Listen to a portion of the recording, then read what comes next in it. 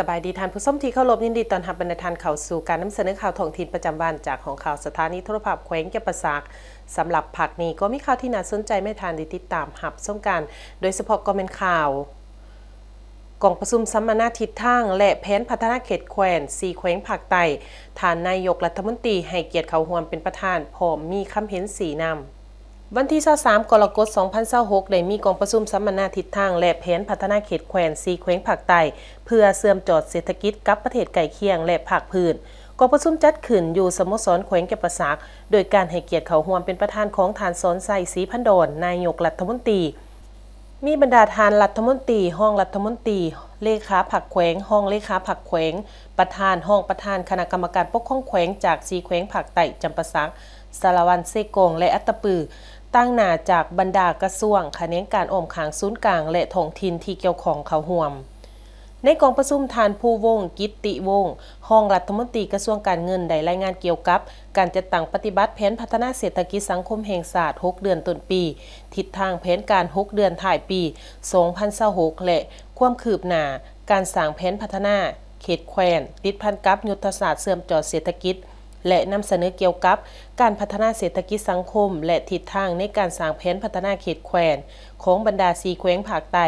จากนั้นบรรดากระทรวงสถาบันและองค์การปกครอง4แขวงภาคใต้ก็ได้พร้อมกันประกอบคำเห็นต่อการจัดตั้งปฏิบัติแผนพัฒนาเศรษฐกิจสังคมและการสุกโยสร้างแผนพัฒนาเขตแขวงโดยเฉพาะทิศทางในการพัฒนาเขตแขวง4แขวงภาคใต้ในต่อหน้า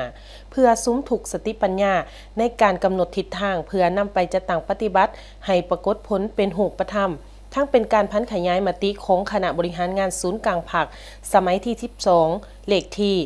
22ทับหโสพลงวันที่1เมษายน2026และแจ้งการของของว่าการสำนักงานนายกรัฐมนตรีเลขที่61ทับหโสนยลงวันที่22เมษายน2026ในการสร้างแผนพัฒนาเขตแขวงติดพันกับยุทธศาสตร์เชื่อมต่อเศรษฐกิจกับประเทศใกล้เคียงและภาคพื้นในกองประชุมที่มีความสำคัญฐานสอนไซศรีพันดรนายกรัฐมนตรีได้ให้เกียรติสรุปผลการดำเนินกองประชุมสัมมนาครั้งนี้พร้อมทั้งให้ทิศสีนำต่อบรรดากระทรวงแขนงการและองค์การปกครอง4แขวงภาคใต้เพื่อนำไปจัดตั้งแข่งขันในระดับภาคพื้นในนั้นได้เน้นใส่การพัฒนาแขนงกสิกรรม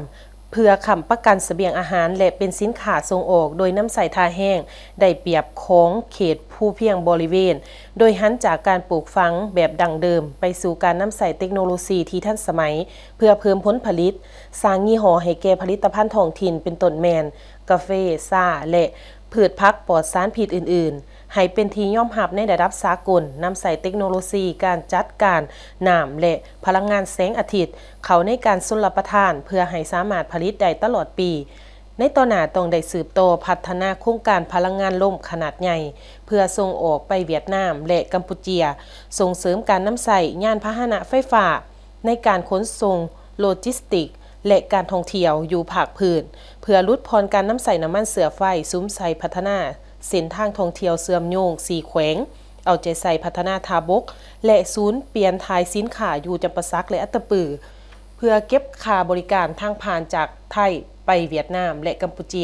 หันจากการขุดค้นแล้วส่งออกแฮดิบมาเป็นการสร้างโรงงานอุตสาหกรรมปรุงแต่งแฮถาดเพื่อสร้างมูลค่าเพิ่มและสร้างเวียกเฮ็ดงานทำในท้องถิ่นในตอนหน้ามหาวิทยาลัยจำปาสักและโรงเรียนเทคนิควิชาชีพต้องซุ้มใส่การสร้างนักเทคนิคนักวิชาการและผู้ประกอบการที่สามารถออกมาสร้างธุรกิจและพัฒนา6แขนงการปลายแหลมยกระดับห้องหมอและศูนย์การแพทย์ให้มีความเชี่ยวชาญเฉพาะด้านเพื่อเป็นศูนย์กลางปิ่นปัวของภาคใต้ลดผ่อนการเดินทางไปปิ่นปัวข้ามแดนและรับประกันคุณภาพการบริการให้นักท่องเที่ยว